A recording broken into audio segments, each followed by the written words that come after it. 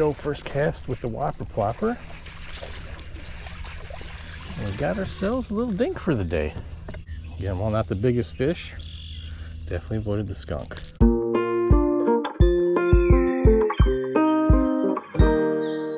Hey, welcome back to Live to Fish, and today is going to be all about beating that skunk. It's mid-July here in southeast Michigan, and bank fishing on Lake St. Clair can get pretty tough during these warm months. So with a combination of fishing very early in the morning when the temps are a little bit lower, that sun's low, and also in the evening when things cool down just a little bit, I'm going to be concentrating on throwing topwater lures. More specifically, I'm going to be throwing the Whopper Plopper. I'm going to share some of my techniques with you that I use with the Whopper Plopper to help generate more strikes. So if you're new to the channel, thanks for stopping by, and do me a favor, hit that subscribe button. I would really appreciate it. Hey, it's free. And also, don't forget, every Friday I have a feature here on Live to Fish called Catches of the Week. You'll see that right here and only here on Live to Fish, and that's where we showcase your catches. So if you want to get that to me, send it to me at the email address right down there below, and I will also leave the email address down in the video description. We're going to start off today with a little trip out to Harson's Island, and then back to my home base over at Rudisell Park in New Baltimore, Michigan. These were shot on 2 separate days, and again, tough days, warm days, where my only goal was to get a fish and beat the skunk.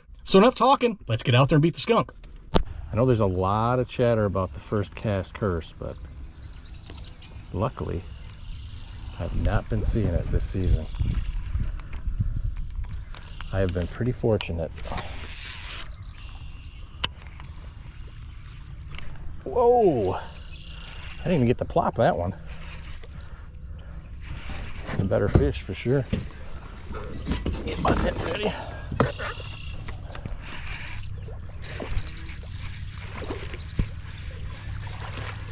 Yeah, not really net worthy, but always gin. All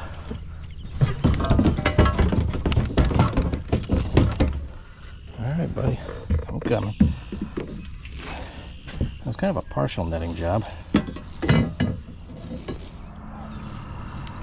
All right.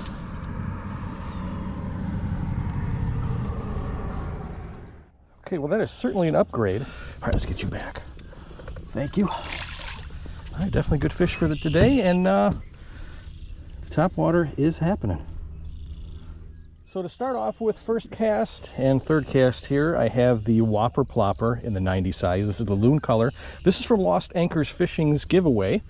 So thank you, sir. And that is on the Bass Pro Qualifier 2 combo. It is a medium action fast rod. Oh, didn't get the plopping on that one either, really. Geez, just started.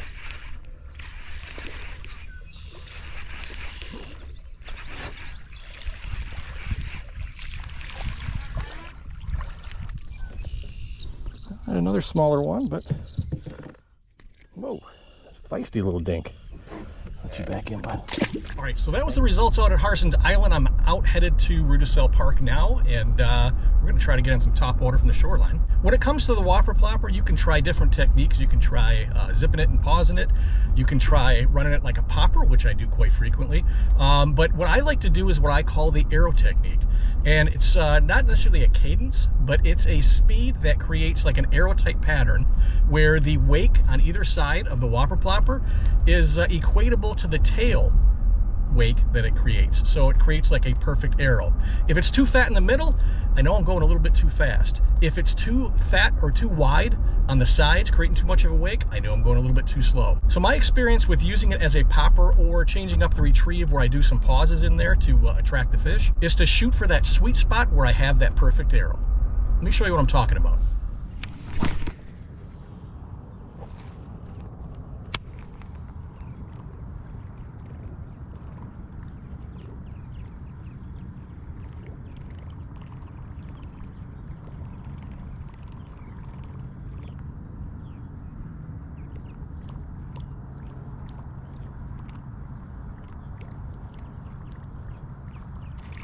There we go.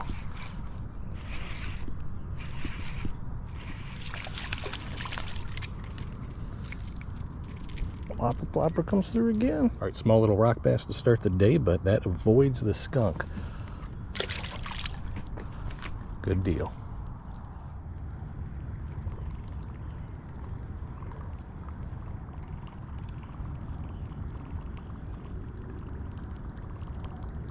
All right, here's a good example of the arrow technique I was referring to.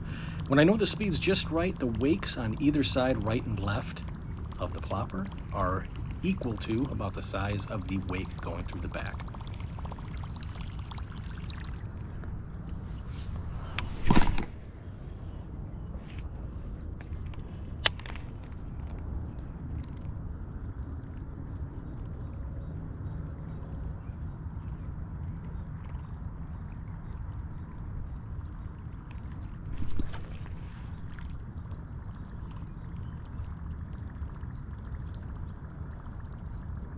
After that near miss, you'll see here a little close-up of the arrow technique once again, where the two sides of the wake are equatable to the rear.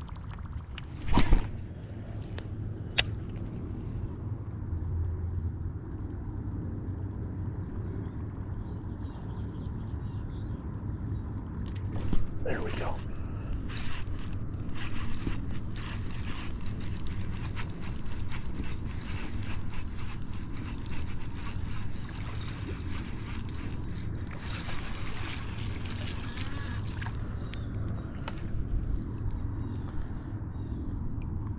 Wow, that's a monster rock bass. All right, pretty decent rock bass for the day. Not too bad. So far, only the rock bass have been hitting the Whopper Plopper. There you go, buddy.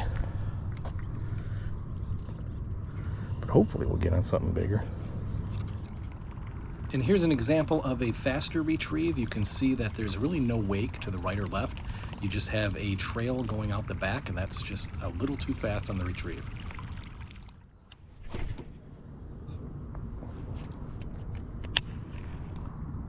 And here's an example of me using the Whopper Plopper like a popper lure.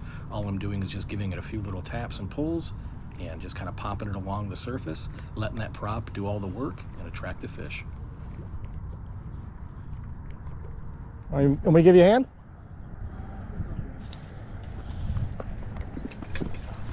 Here, I'm coming.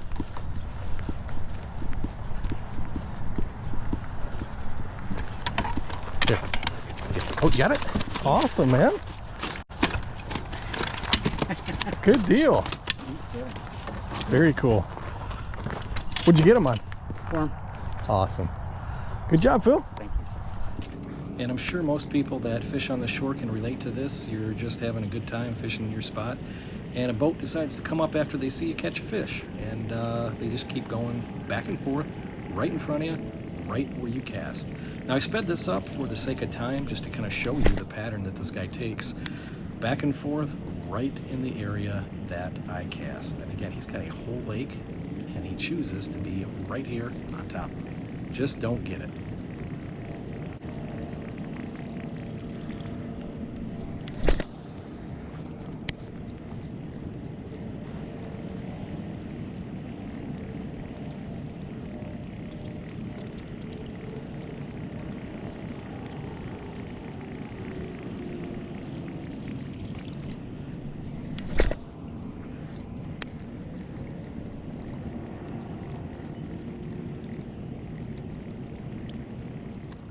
Again, you got somebody with a boat here. What's he gonna do? He's gonna pop his boat down right here where I cast, right in front of me. He's got a whole lake, but he's gonna sit right here. Awesome.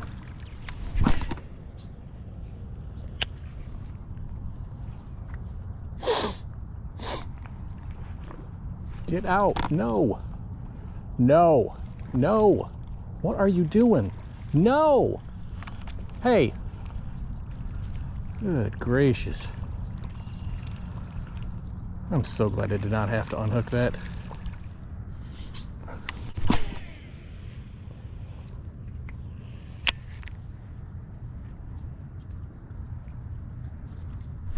There we go.